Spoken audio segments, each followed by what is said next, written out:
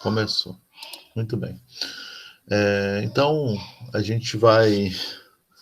a gente vai tentar fazer hoje é falar um pouquinho, avançar um pouquinho mais no nosso conteúdo, falando da segunda lei da termodinâmica. A gente tem que lembrar de algumas coisas, né? Então, até agora, a gente falou da primeira lei da termodinâmica, e aí a gente associou ela com o princípio da conservação da energia. Ela é basicamente esse princípio. Então, a gente vai sempre lembrar, né, que num sistema isolado, a energia se conserva, né, ou seja, a energia interna não muda desse sistema que está isolado. E aí, a gente pode lembrar também de outras coisas, né? O isolado aí significa também que o sistema não sofre variações de volume, né? Então, para deixar isso claro. E aí, quando a gente está falando de energia interna, a gente tem lá duas maneiras de variar a energia interna. Uma é pela troca de calor entre o sistema e o ambiente, e a segunda é pela realização de trabalho do sistema. E essas duas formas, por tudo que a gente viu, a essa altura, vocês já devem ser capazes de calcular trabalho, calor, de diversas formas, né? Que a gente já discutiu aqui. Por tudo que a gente viu, essas duas formas são equivalentes, né? Então eu vou compartilhar com vocês aqui uma ideia para a gente fazer uma breve conversa sobre esse assunto, né? Então, a gente poderia pensar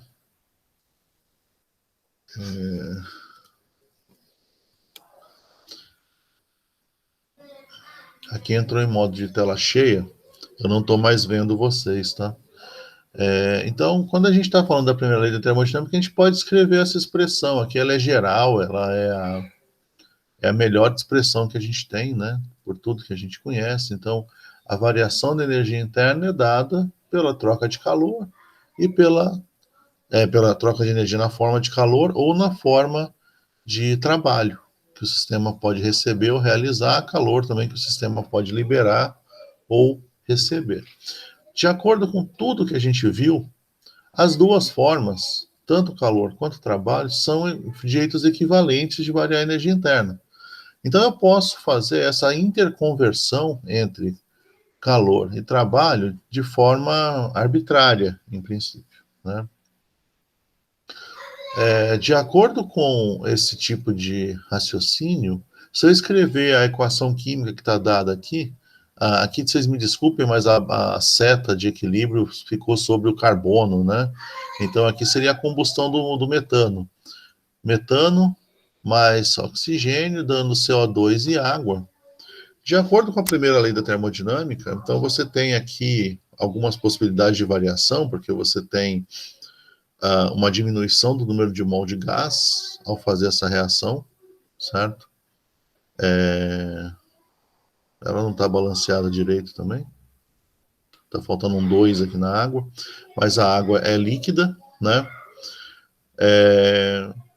Os dois processos aqui, tanto o processo direto, em que eu tenho a conversão, a reação de metano com oxigênio para formar CO2 e água, quanto o processo inverso, em que eu poderia ter a reação de CO2 com água para gerar metano e oxigênio, são igualmente possíveis. Eu não tenho como diferenciar um processo do outro pensando unicamente na primeira lei da termodinâmica. Eu posso achar aqui um ΔH de combustão para o metano, mas em princípio eu poderia pensar também numa reação inversa e calcular o ΔH dessa reação. Ou poderia calcular o ΔU, se eu não tiver a pressão constante, né? Se eu fizer essa reação a volume constante.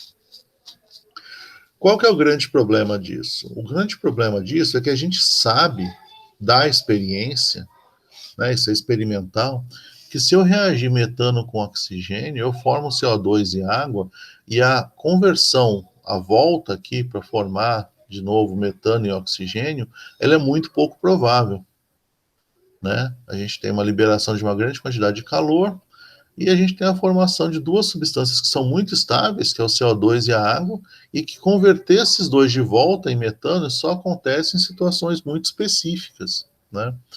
Então, do nosso experimento, a gente pode chegar à conclusão de que está faltando alguma coisa para a gente entender por que, que existe uma direção preferencial para essa reação. Por que, que os dois processos não são igualmente prováveis, né? E é daí que a gente precisa adicionar coisas à primeira lei da termodinâmica. A primeira lei da termodinâmica está perfeitamente correta.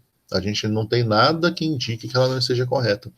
Ela só não é capaz de lidar com a direção preferencial de processos, né? Então, para fazer isso, a gente precisa melhorar a nossa descrição do sistema usando mais grandezas que permitam que a gente, por exemplo, veja direcionamento de um processo.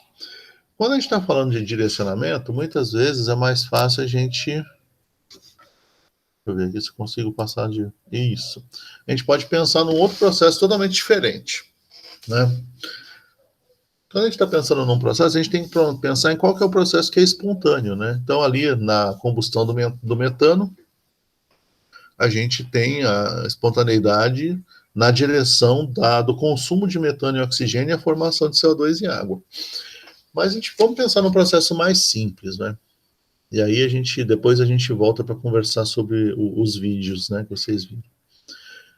Se vocês pegarem uma bola de borracha qualquer e deixarem essa bola cair no chão de uma determinada altura, vocês já devem ter feito isso. Vocês vão perceber que a bola vai quicar. Quando ela quicar, ela vai voltar para uma altura um pouco menor, até que ela para de quicar. Por quê? Porque parte da energia, você tem aqui a bola com uma certa energia potencial, ela se choca com o chão, e aí parte da energia potencial aqui, ela acaba sendo dispersa na forma de calor, né? Porque você tem uma perda aqui, você tem atrito, você tem o choque, né, da bola, que acaba consumindo uma pequena parte dessa energia por causa do choque. Então, ao retornar, ao subir novamente, a bola não tem mais a mesma capacidade, né, de gerar essa energia potencial, então ela atinge uma altura menor, porque é a máxima energia potencial que ela pode ter. Isso vai acontecendo repetidas vezes. Então, esse trabalho que a bola está fazendo aqui está gerando um pouco de calor no sistema, então a bola vai perdendo altura. A gente vê isso acontecer.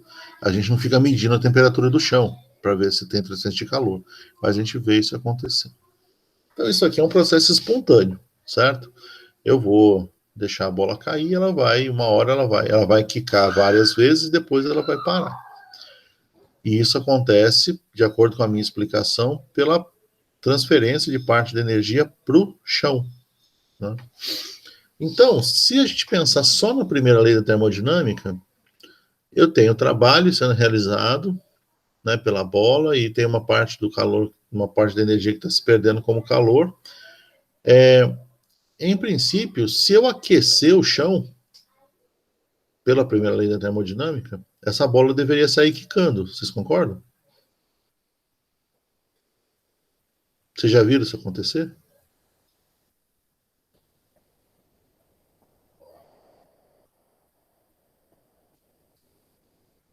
Se alguém achar que é uma barbaridade, fica à vontade para falar.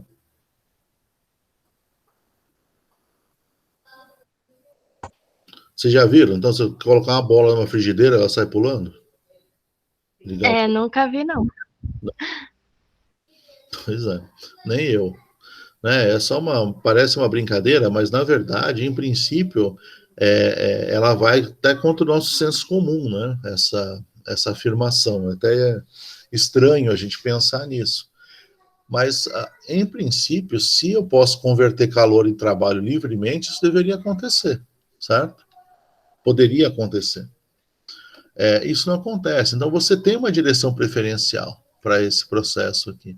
Você não consegue, aquecendo o chão, manter a bola quicando na mesma altura, por exemplo. Né? Se você quicar aqui, se você aquecer o chão para dar energia de volta para a bola, ela não vai voltar para a mesma altura. Certo? Isso não é, porque esse processo não é espontâneo. Então, essa ideia da bola sair quicando aqui se eu aquecer, ela não vai acontecer. Esse tipo de afirmação, ela parece piada, né? Mas o chocante é que até o século XVIII a gente não tinha uma forma de quantificar isso. Né? Da gente falar sobre a espontaneidade de um processo real. Né? Outra coisa que também não é espontânea, né? Quer dizer, comparar um processo espontâneo com um não espontâneo. Vamos dizer que eu tenho aqui um orifício bem pequeno em que eu deixo entrar moléculas de gás. Então, essas bolinhas aqui, cada um desses quadrados, desses retângulos aqui, o da esquerda e da direita, é o mesmo sistema em tempos diferentes, vamos dizer assim. Vamos dizer, então, que eu tenho aqui um orifício bem pequeno que eu deixo ingressar aqui gás. Gás está sendo representado por essas bolinhas aqui, nesse retângulo. Se eu esperar alguns segundos, eu vou perceber que essas moléculas de gás, elas vão realizar, né, algum tipo de movimento no sentido de ocupar todo o espaço. Então, elas vão espontaneamente ocupar o espaço todo, certo? Isso aqui tem um gasto energético para elas fazerem isso. Né? Acontece que também, de acordo com a primeira lei da termodinâmica, se eu, em princípio, não tenho uma razão para que se eu pensar só na primeira lei da termodinâmica, para que essas mesmas moléculas aqui que estão todas dispersas, para elas, por que elas não retornam aqui e ficam todas num canto só desse retângulo, né, desse recipiente? A gente sabe que esse processo não é espontâneo, então o processo de ida, né, espalhar, né, de se dispersar todas essas moléculas no espaço, é o processo espontâneo. O processo de retorno não é espontâneo. Isso não vai acontecer de forma natural, vamos dizer, que é uma forma da gente pensar. Isso não vai acontecer naturalmente ou espontaneamente. Né? Então, esse conceito de espontaneidade, ele não é tratado na primeira lei da termodinâmica. Porque não existe qualquer limitação, qualquer restrição à interconversão entre trabalho e calor. Então, em princípio, as moléculas só têm que fazer esse trabalho, todas na direção certa, e elas poderiam ficar aqui no cantinho de novo e voltar aqui à situação da esquerda do recipiente. Isso não vai acontecer. Tá? E por que não vai? A gente pode pensar um pouco estatisticamente nisso. Então, eu queria dar um exemplo para vocês. Né? Como não tem animação, já tem spoiler nos slides, né? Ele já aparece todo completo. Mas vamos pensar aqui, ó. Vamos dizer que eu tenha 3 moléculas de um gás e elas estão aqui entre 2 bulbos, né? 2 recipientes, e elas podem viajar livremente de um lado para o outro. Vamos assumir também que a dimensão da conexão aqui ela é desprezível, né? Ela só está desenhada aqui, mas nenhuma molécula fica nessa conexão. Ela fica só dentro dos bulbos. Tá? Gente, isso aqui é desprezível, essa dimensão. Você pode pensar que essas 3 moléculas elas estão identificadas aqui só para facilitar a nossa vida, né? Elas são diferentes. Elas são do mesmo tipo de substância, então, em princípio, você não consegue distinguir. Mas vamos dizer que a gente colocou uma etiqueta em cada uma delas, né? E a gente pode pensar como é que essas três moléculas podem se distribuir. Elas podem ficar as três à esquerda ou as três à direita. Então, existem duas possibilidades delas ficarem todas no mesmo recipiente, né, do mesmo lado do recipiente. Ou elas ficam todas à esquerda ou todas à direita. Existem outras possibilidades, né? Então a gente pode pensar que elas podem ficar duas em uma. Para ficar duas em uma, você pode ter A e B de um lado, C do outro, C de um lado, A e B do outro, né, que seria o simétrico desse primeiro, B e C de um lado, A do outro, A de um lado, B e C do outro, e, por último, A e C de um lado, B do outro, ou B de um lado, C e A do outro. Ou seja, existem 6 possibilidades da gente distribuir essas moléculas nesse recipiente. Então, se a gente somar tudo, existe 8 possibilidades dessa distribuição. A gente pode chamar cada um dessas situações, cada uma dessas 8 situações, 2 mais 6 aqui, a gente pode chamar de um microestado, que seria uma situação em que o sistema se encontra, né? Desses 8 microestados, se eu escolher, por exemplo, o bulbo esquerdo, qual que é a chance, então, de eu encontrar todas as moléculas no bulbo esquerdo? É 1 em 8, certo? Só para lembrar que 8 é 2 elevado ao cubo, né? Então a gente tem essa possibilidade. Se a gente aumentar o número de moléculas, deixa eu ver se eu pus esse exemplo aqui. Isso. Se a gente aumentar para 4 moléculas, né, isso aqui já vai para 1 sobre 16. A possibilidade de todas estarem aqui no bulbo esquerdo é 1 sobre 16. Aqui estão representados alguns dos microestados. Está faltando alguns, por exemplo, está faltando todas no bulbo direito aqui, tá? Aqui tem alguns dos microestados, mas você poderia ter um tipo de microestado todas de um lado, todas do outro. Ou 3 de um lado e uma do outro. Então você teria alguns microestados aqui. Está faltando sempre o simétrico, né? Se vocês olharem aqui. Agora, para 2 de cada lado, eles colocaram o simétrico, né, nesse desenho. Esse desenho eu tirei de um livro, e não, por algum motivo aqui eles resolveram colocar todos os microestados. Enfim, se vocês contarem com calma, vocês vão contar 16 microestados. E a chance de todas estarem no bulbo esquerdo, então, vai ser 1 sobre 16, que é 2 elevado a 4. Né?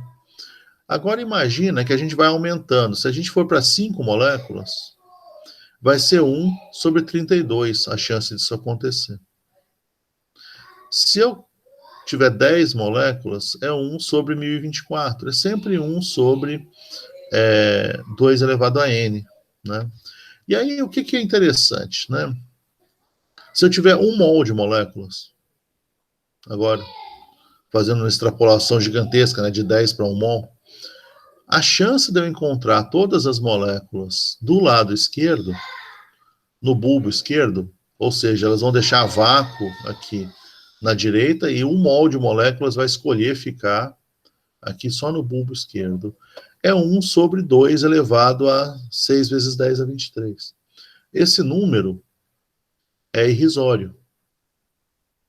Né? Então, 2 elevado a 6 vezes 10 a 23 é um número absurdamente grande.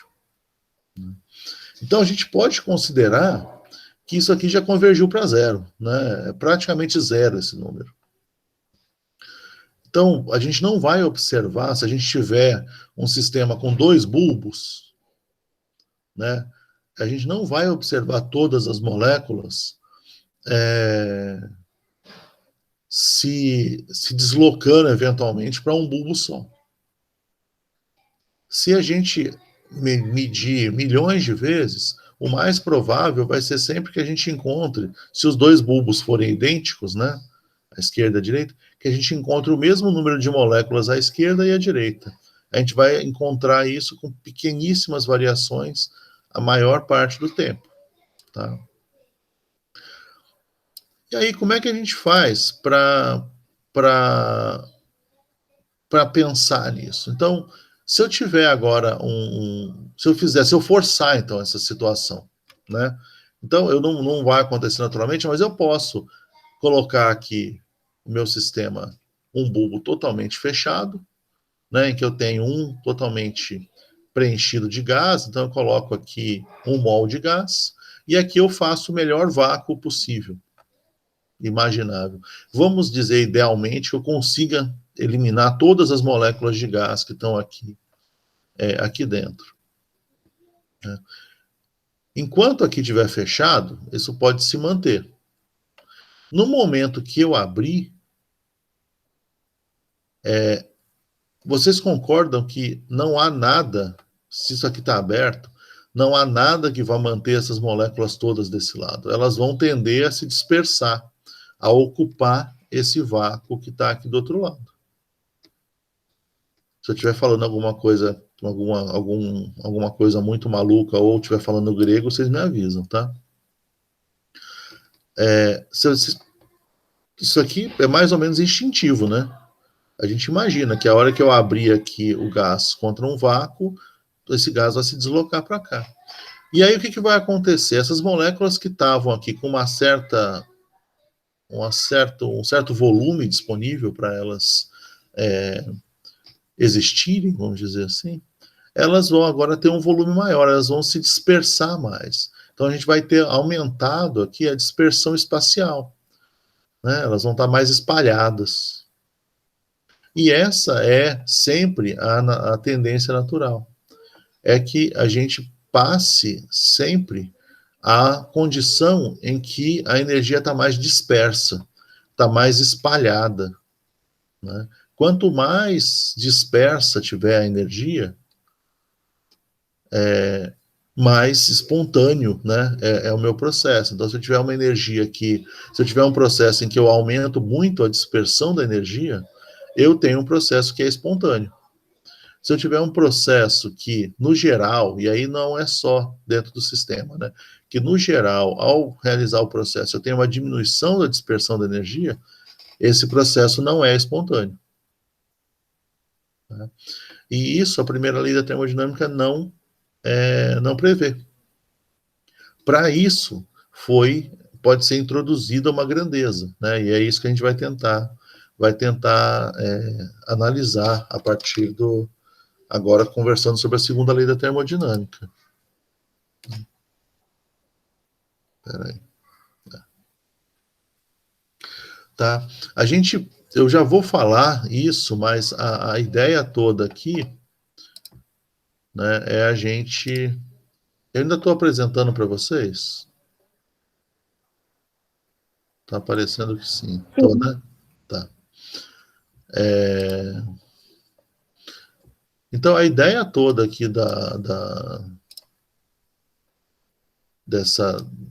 segunda lei da termodinâmica é a gente pensar... deixa eu ver aqui, isso. É a gente pensar nessa grandeza. Então, eu já vou dizer o nome dessa grandeza, a gente vai fazer algumas considerações sobre ela, mas essa medida da dispersão da energia está relacionada a uma grandeza que se chama entropia. Né?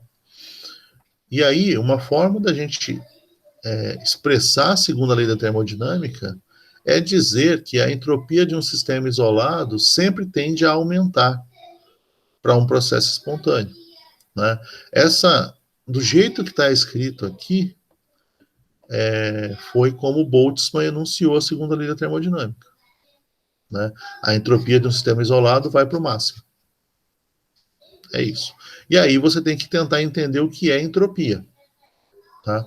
E aí a gente vai, nesse curso, eu falei alguma coisa aqui para vocês sobre essa parte microscópica de probabilidades, mas eu não vou me aprofundar nisso. A gente vai só deixar isso bem claro, que a entropia é uma medida de dispersão de energia. Tá? Pode falar. Gustavo, antes da gente continuar falando de entropia, Eu queria perguntar se os alunos, se vocês já viram isso antes. Vocês já viram entropia antes? Vocês têm alguma ideia do que é entropia já? Sim, Pode falar, eu tá? já vi. Eu já vi também. Em que situação vocês viram já? Vocês viram já na faculdade ou vocês viram antes de entrar na faculdade, por exemplo?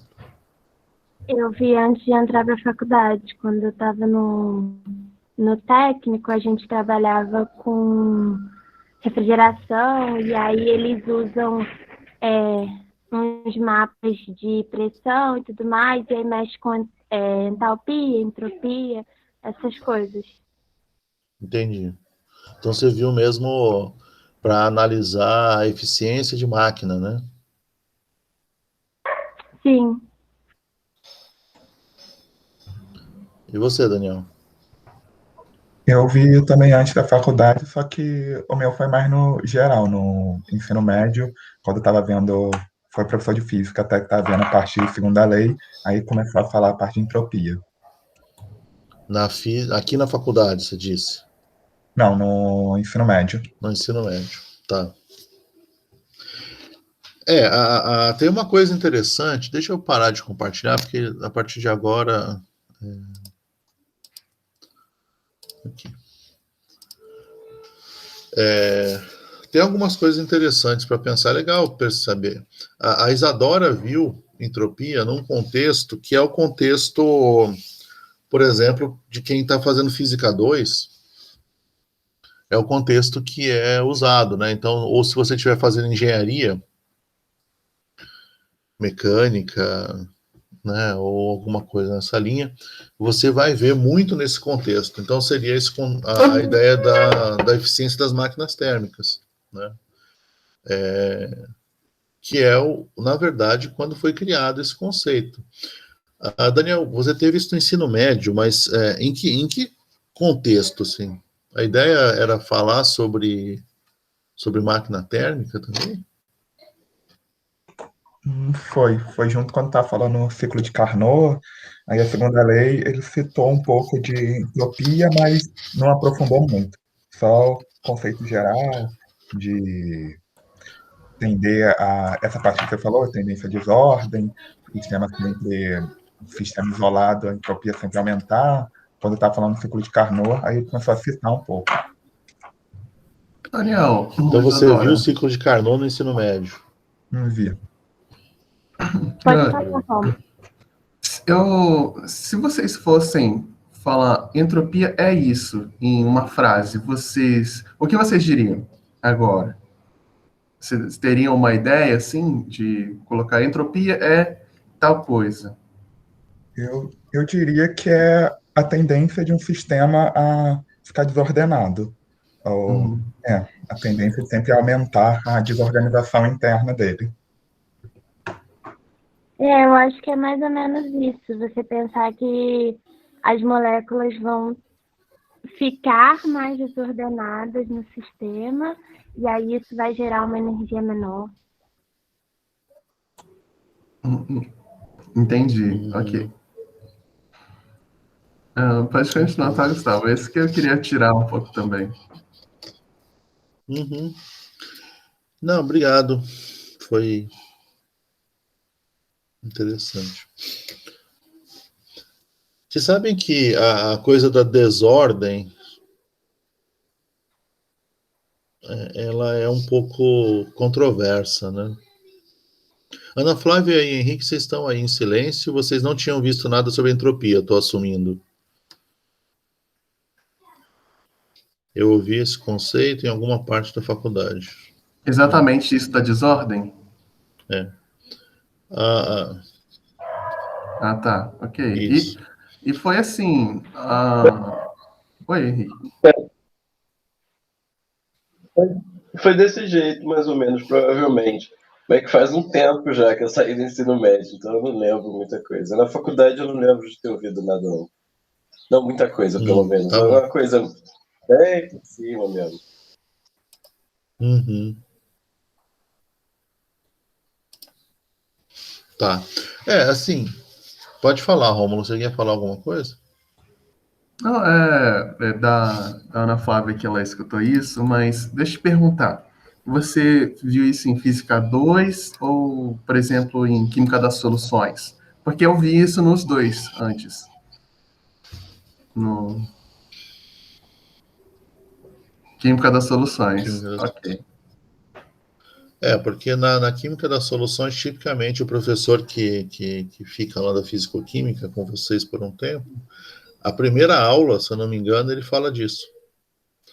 Né? Então, ele tenta dar uma certa introdução à termodinâmica, mas geralmente é uma coisa bem superficial, só para garantir a conceituação, né, os nomes mais importantes, porque ele vai usar depois para falar um pouquinho de formação de soluções, né? Com vocês. Só que aí Obrigado, tá? fica tão corrido que às vezes não fica muita coisa, né? Deu para perceber que não ficou muita coisa para vocês, né? É uma pena. É que, na verdade, então, a ideia da desordem, ela é complicada, né? Se vocês perceberem, nos exemplos que eu dei, não aumenta a desordem, desordem no sentido de bagunça, né?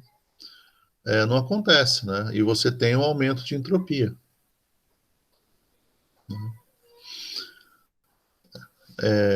Do ponto de vista microscópico, a gente não vai falar muito mais desse ponto de vista microscópico, tá? Porque a gente teria que falar um pouco mais de estatística envolvida nesses sistemas, e aí foge um pouco do escopo do curso. Mas, do ponto de vista microscópico, o que a gente tenta, e aí eu acho que os conceitos se entrelaçam, né?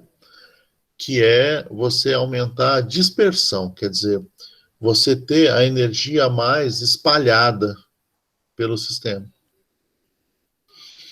E mais espalhado, muitas vezes pode passar a impressão de mais bagunçado, mais desordenado. Mas, na verdade, não necessariamente. Você aumentar a dispersão, muitas vezes não aumenta a bagunça, né? A desordem. A gente pode passar muito tempo conversando sobre isso, tem alguma literatura muito ligada a ensino de fisicoquímica que discute bastante isso. Mas a gente pode tentar manter essa conceituação com dispersão, pode ser, de energia, porque a gente vai fazer, e aí o Daniel já deu aí um spoiler também, a gente precisa, quer dizer, eu vou associar com vocês a entropia com conceitos macroscópicos, tá? Porque a ideia de entropia, ela não surgiu vamos pensar assim, de um experimento mental genial de uma pessoa, né? A ideia da entropia, se vocês olharem o desenvolvimento temporal, ela vem de uma necessidade da indústria, né? Que indústria? A indústria da Revolução Industrial. Então, o que você tinha? Você tinha pessoas que tinham inventado as máquinas a vapor. E o que é uma máquina a vapor, né? Eu acho que eu vou desenhar, né? Os meus desenhos são péssimos, mas eu vou me arriscar. Né? O que seria, então, a máquina a vapor? Vamos dizer que você tenha lá toras de madeira,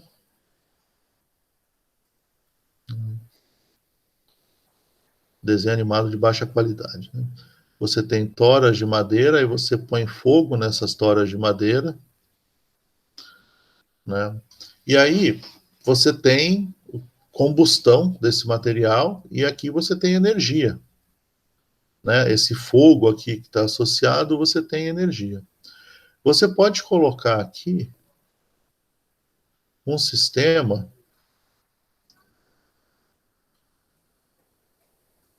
que tem água. Né? Aqui tem água. Se você deixar tempo suficiente em contato com esse fogo aqui, o que você vai ter é água em ebulição. Então você tem, né, geração de gás aqui, água, de vapor d'água, né? Porque você aqueceu para caramba o sistema, você gerou vapor d'água. E aí você pode, em princípio, direcionar esse vapor d'água para alguma coisa. Então vamos dizer que você vai direcionar ele para um... Aqui que o desenho vai desandar. Para um sisteminha que você, ao ser empurrado pelo vapor d'água que está vindo nessa direção, esse sistema, ele tem uma agulha na ponta, ele faz um furo aqui, né? Aí você passa uma linha, né, de um carretel aqui, e aí ele faz um furo. Quando ele faz o furo, ele volta para a posição inicial. Aí ele anda mais um pouquinho e faz outro furo. Como ele tem linha presa, ele vai carregando essa linha. E ele pode ir costurando nesse material, por exemplo. Ou você pode ter um sistema que, ao ser empurrado, ele baixa uma ferramenta e você consegue alinhar esse tecido para formar pano, né? Para formar uma coisa que te interessa, né? Isso é uma máquina a vapor, né? Mal desenhado e bem esquematizado. Mas o que você tem? Você tem aqui o que está sendo feito aqui nessa parte da máquina é trabalho. E aqui você tem um monte de calor sendo dado para o sistema. Esse calor ele é convertido em alguma coisa que, né, essa conversão aqui é que vai se tornar capaz a máquina de fazer um trabalho. Tá? Então, quando esse tipo de processo foi visualizado a primeira vez, isso é muito interessante, porque você põe fogo lá numa coisa e você passa a ter uma máquina que gera um pano para você, ou que é capaz de costurar com uma certa precisão, né? Porque você só precisa de uma outra máquina agora aqui que leve esse tecido com uma velocidade constante. E aí você consegue costurar ele, né? Isso é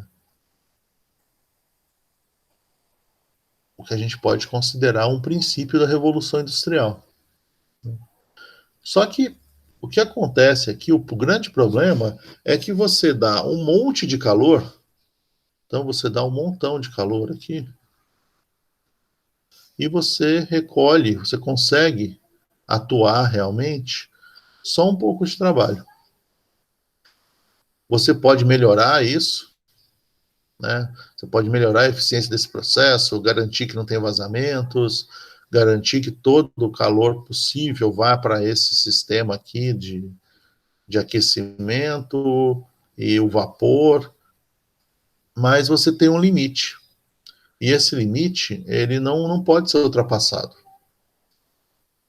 Você não consegue ultrapassar ele experimentalmente, por mais que você otimize o processo.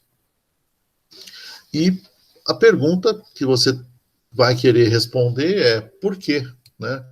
Por que esse limite existe? Qual que é esse limite? E se existe alguma forma de você contornar esse limite. É isso que motivou o estudo desse tipo de problema, né? Ele já existia em outras abordagens, mas era incipiente, né? Nesse momento da Revolução Industrial, isso ganha uma importância gigantesca. E é onde acaba surgindo, né, a necessidade de uma melhora no conceito da conversão, né, e da conservação da energia. É nesse contexto que surge, né, a segunda lei da termodinâmica. Ela não é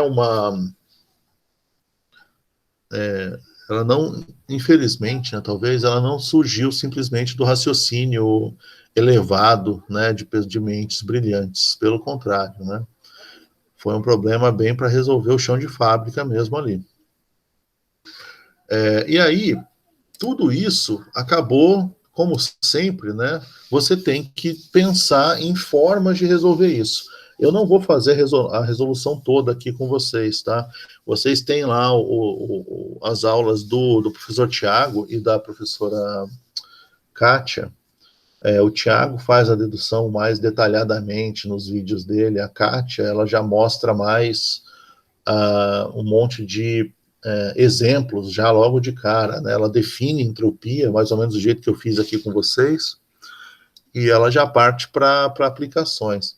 Só que eu considero que a parte formal ela é relevante, porque a gente vai usar a conceituação por trás disso bastante ainda, tá?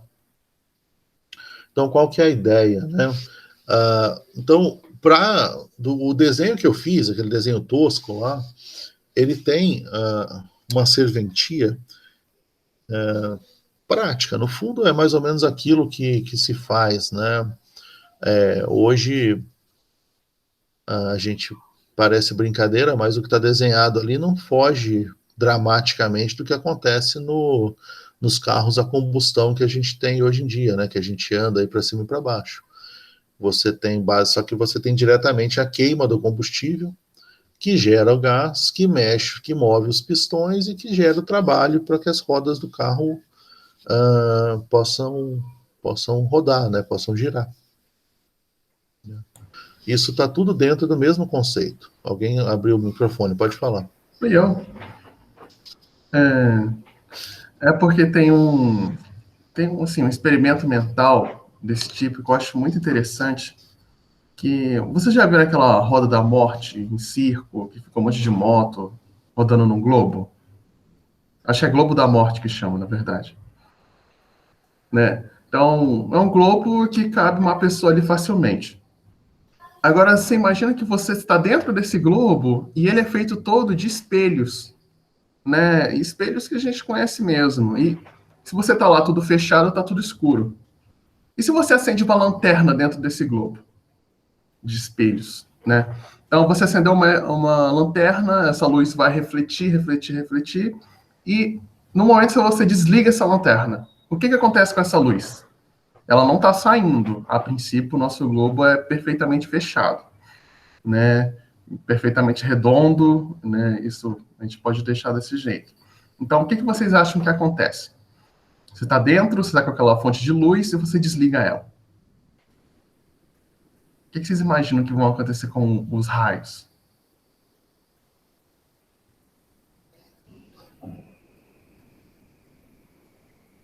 E dentro do globo é espelho, né? É espelhado. Isso, é completamente espelhado. Pode falar assim, se vai para isso, fala, Daniel. Não, eu acredito que a luz teria que ser absorvida pelo espelho, não? Porque aí a radiação, em algum momento, ela vai ter que ser absorvida ida pelos átomos que compõem o espelho, né? Que aí eu não lembro muito bem como que é, mas ela vai ou excitar os elétrons no espelho ou fazer alguma coisa, mas ela vai ser absorvida. Se você não tiver uma fonte a todo momento, né? Se você desligar a fonte que está vindo os fótons, né? A fonte que está vindo a luz, ela vai ser absorvida e apagar de novo, né? Tipo, iria ficar tudo escuro de novo dentro do globo. Então, no momento que você desligasse a lanterna, ia ficar tudo escuro. Acredito que sim. Acredito que seria absorvido. Uhum. E vocês concordam, gente? Né? Seria legal se vocês falassem se vocês concordam. Eu não acho que ia ficar no momento que você desligasse, mas eu acho que em algum momento ia parar, porque assim, o espelho ele vai refletir a luz, só que ele não reflete 100% da luz, ele reflete um certo comprimento dessa luz. Então acho que ia ficar refletindo, acaba, vamos dizer assim. Uhum. E você, Ana? Você... Não, aqui você só precisa de pensar no que acontece com esses raios de luz depois que eu desliguei a fonte dela.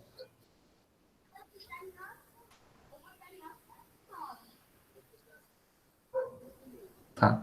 Então, a gente tem duas situações, que é o que geralmente Deu acontece, empate. né? Então, uma é que vai ficar escuro imediatamente, e a outra é que vai ficando escuro aos poucos, vamos dizer. Do mesmo jeito, quando você desliga uma fonte de calor, ela vai resfriando. Gente, nesse caso, mesmo que a nossa lâmpada, nosso espelho seja perfeito, a luz vai bater em você lá dentro também, né? Então, o que vai acontecer? A luz é muito rápida, ela bate muitas vezes nesse espelho, muitas vezes sei lá, na fonte de luz desligada, que seja só espelho, né? Se a gente arranjasse um jeito de só colocar raios de luz lá dentro e tirasse essa fonte, né? Ela é tão rápida que essa troca acontece para a gente instantaneamente, né? Então aconteceria o que o Daniel falou, né? De tantas vezes que a luz, esses raios batem nesse espelho, a velocidade da luz é muito rápida, né? É uma situação instantânea para a gente. Então você veria instantaneamente ficar tudo escuro, né? Aí é legal falar que esse não é o momento que você aumenta a desordem. Como é que você aumenta a desordem se não tem mais raio de luz ali? Isso não acontece, né? Você transmite tudo para calor, né? Ele é absorvido por essa lâmpada. Às vezes, igual você comentou, pode sair algum elétron, né? O nosso espelho atualmente é a base do que? De que metal, Gustavo? Você não banha o vidro com metal, o espelho? Eu acho que tem isso. Tipicamente o que você tem é um filme de prata bem fino coberto com vidro, né? Isso é um espelho. Uhum. Os espelhos que a gente usa, eles são um filme de prata atrás de vidro, né? A prata é o que reflete. Uhum. Aí, gente, essa que é talvez um exemplo que a gente pode pensar em entropia. O que acontece com a entropia nessa situação, né? E você tem esse momento inicial com essa fonte de luz, aí ela apagou, e o que vai acontecer com essa luz, né? É um negócio que eu queria trazer para vocês, uma outra opção, além da bolinha quicando, que, assim, não fica claro o que é desordem, né? O que está acontecendo aí. Não é que os raios de luz vão ficar mais desordenados, né? Eles vão ser absorvidos aos poucos. Isso é outro processo final. Tá? No fundo, o que a Isadora falou não está errado. Só a escala de tempo que está errada, né? Porque é praticamente instantâneo por causa da velocidade da luz, né? Isadora, a próxima vez que vocês verem um espelho infinito, né? Você está na frente de um espelho e atrás de você tem um espelho também. Então você se vê infinitas vezes. Vocês podem reparar que os seus reflexos lá no final, eles estão um pouco para o verde. Porque o espelho absorve mais os outros e reflete mais o verde. Tá? Então, se você procurar no Google aí, vai ter essa situação também. E ele vai ficando escuro, né? Lá no final. Então, é isso que acontece. Esse raio não consegue refletir infinitamente. Ele vai perdendo a energia dele cada vez que ele bate, e isso acontece. Tá? É outra opção que você consegue ver acontecendo no dia a dia. Pra né? gente, por causa da velocidade. Uhum. Tá bem, é só isso, tá? Obrigado, Rômulo. Tá, mas no fundo, né? Então a gente precisa desse conteúdo, dessa discussão macroscópica, né? E aí, quando vocês estiverem vendo lá as aulas, e aí a gente vai discutir mais na próxima, né? Vocês vão topar com uma forma de não tosca desse jeito. Vocês vão pensar num processo que é cíclico, né? Porque do ponto de vista, se a gente tiver um processo que é cíclico, a gente pode analisar o resultado, né? Então a gente pode ter fazer um gráfico P por V, né? E pensar num processo cíclico. Então a gente pode pensar, eu vou numerar de 1 a 4, né? Então, fazer um ciclo com 4 passos. A gente pode partir aqui de um certo ponto. Eu vou colocar aqui as coordenadas desse ponto, tá? Então, ele está numa P1, num V1,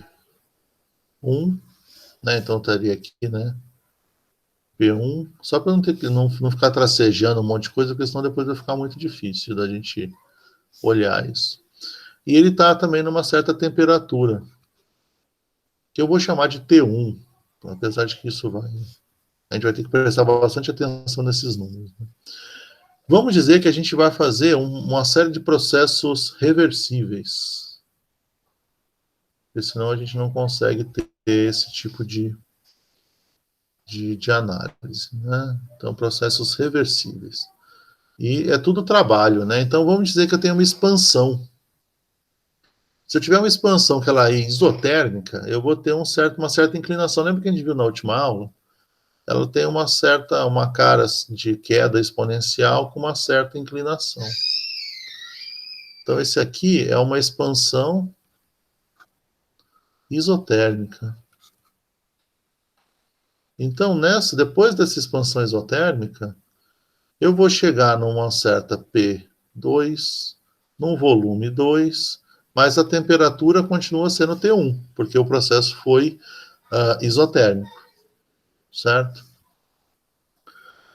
Aí vamos dizer que depois disso aqui eu faço uma expansão adiabática. E aí lembra que na expansão adiabática a queda de pressão é mais brusca, né? Então vamos dizer que ela tem essa cara aqui. Quando é uma expansão adiabática, de novo, eu vou chegar num P3, V3, só que agora eu não tenho como absorver calor do ambiente para manter a temperatura. Então eu vou chegar numa nova temperatura. Essa nova temperatura eu vou chamar de T2, tá bom? Aqui. T2 é diferente de T1. É menor, né? Mas é diferente de T1. E aí eu posso fazer agora uma compressão para fazer o ciclo. Agora, então, eu fiz 2 passos de expansão, vou fazer 2 passos de compressão, né? Então, isso aqui seria uma expansão adiabática. E depois eu vou associar com aquele desenho tosco lá que eu fiz, tá? Aí eu vou agora fazer uma compressão isotérmica, né? Então, eu vou comprimir o meu gás isotermicamente.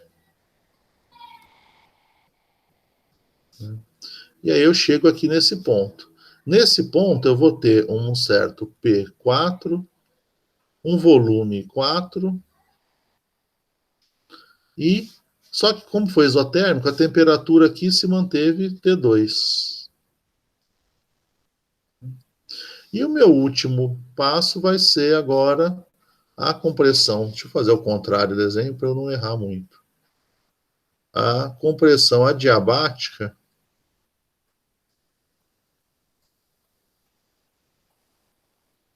de volta à situação inicial, adiabática,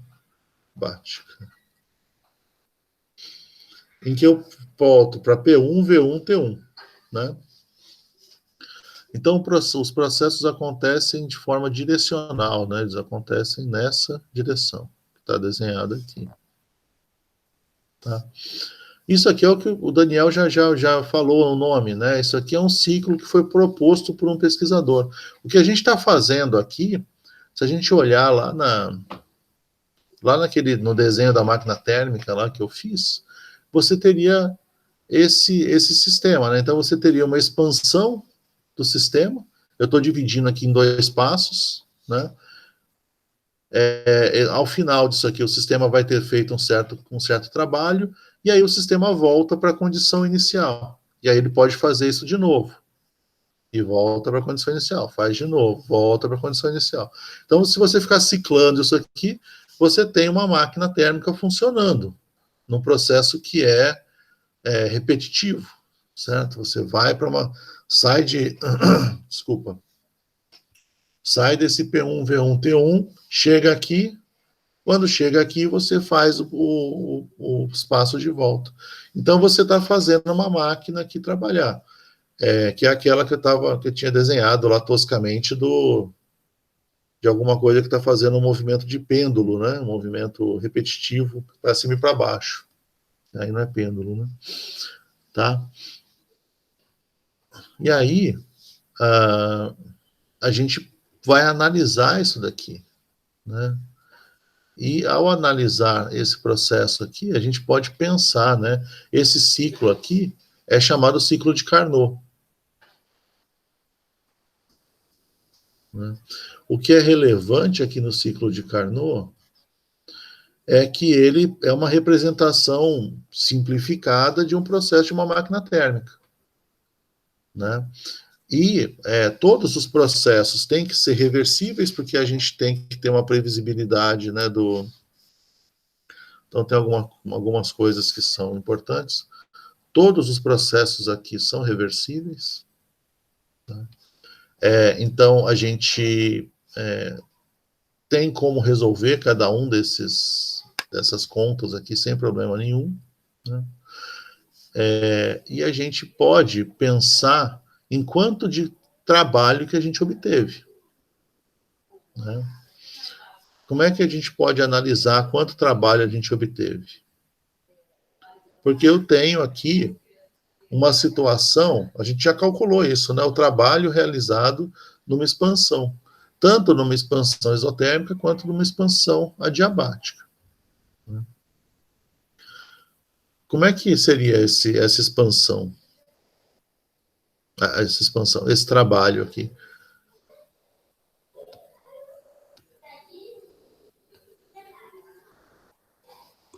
O trabalho seria a área dentro do gráfico? Qual Dentro gráfico? Não, mas, por exemplo, né, no abaixo passo da 1 aqui, isso, pode o falar, trabalho seria do gráfico abaixo da expansão isotérmica e acima da compressão isotérmica. Seria tipo, da área dentro da interseção entre as quatro. Entre os quatro gráficos, né? Entre os quatro. Né, que não é reta. Mas a interseção entre eles quatro. Esse sólido, não? Não, essa superfície. A superfície que formaria de interseção. aqui na verdade bom, enfim, é bidimensional, né? Aqui a gente não está pensando nas outras dimensões. Mas é isso, é mais ou menos isso. Quer dizer, no fim, você tem toda a razão. O trabalho que foi feito na expansão isotérmica é toda a área abaixo desse, como é que chama? Dessa curva, né? Então, você tem a curva aqui de expansão isotérmica, você pode, o trabalho seria dado por essa área que que tá difícil de não estragar, depois ficar tudo confuso, né? Mas seria mais ou menos aqui. Então, a gente poderia pensar agora com uma cor. Se a gente fizer isso aqui, e fizer isso aqui,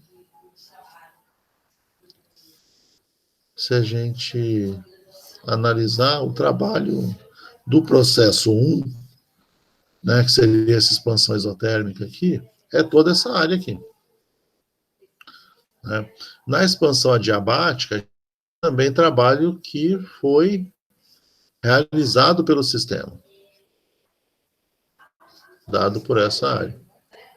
E aí, você tem toda a razão. Para que eu faça de novo a compressão, eu vou ter que fazer trabalho sobre o sistema, né? Então, eu perco esse trabalho que foi realizado no primeiro, né? E a mesma coisa aqui na compressão adiabática. Então, eu vou apagar essa parte toda aqui.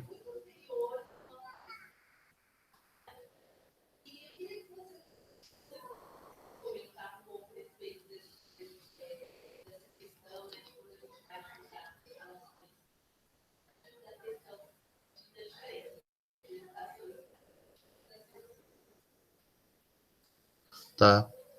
Enfim, né? Vocês já entenderam que desenhar não é o meu forte. E aí, o trabalho que a gente obtém dessa máquina é o trabalho que está aqui no interior dessa curva. Isso aqui é o trabalho que essa máquina é capaz de fazer. percebe que você está dando um monte de calor aqui, né? Porque na expansão isotérmica, para você manter essa temperatura, você tem que dar um monte de calor para o sistema, para ele se expandir e manter a temperatura. E aí, na volta, o sistema libera um pouco desse calor, mas você não aproveita esse calor como trabalho, né? Aqui a gente tem, então, o trabalho que pode ser realizado por uma máquina térmica cíclica, né? Então, se você quer uma máquina que repete o trabalho várias vezes, você quer que ela sempre volte para a posição inicial para começar novamente. Então, uma máquina térmica típica é essa daqui, tá?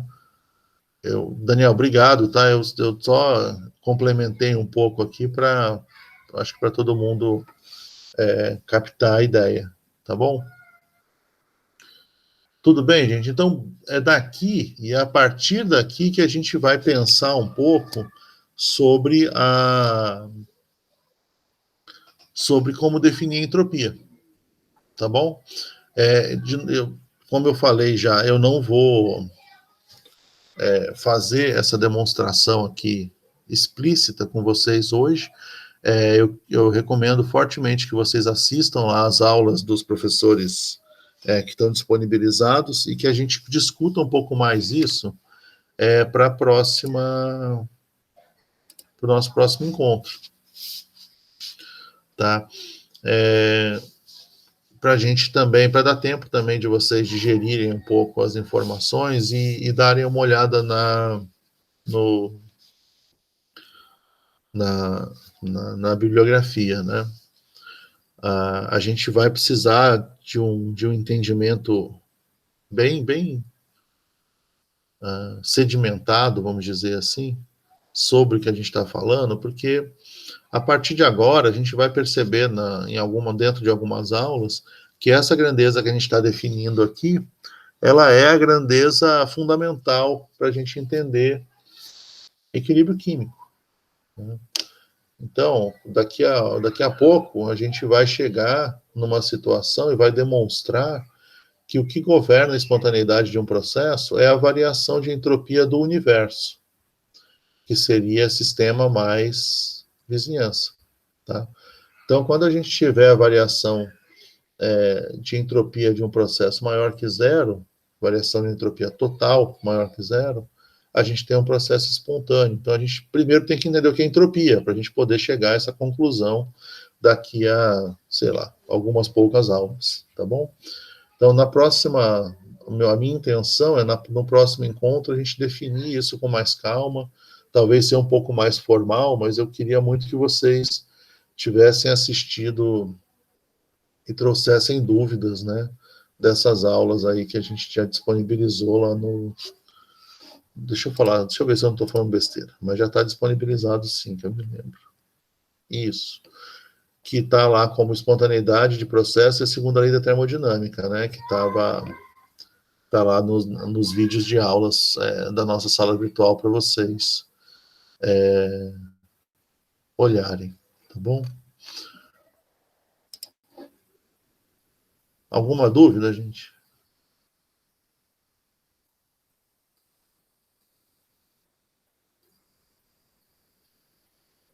Tudo que eu falei está tranquilo?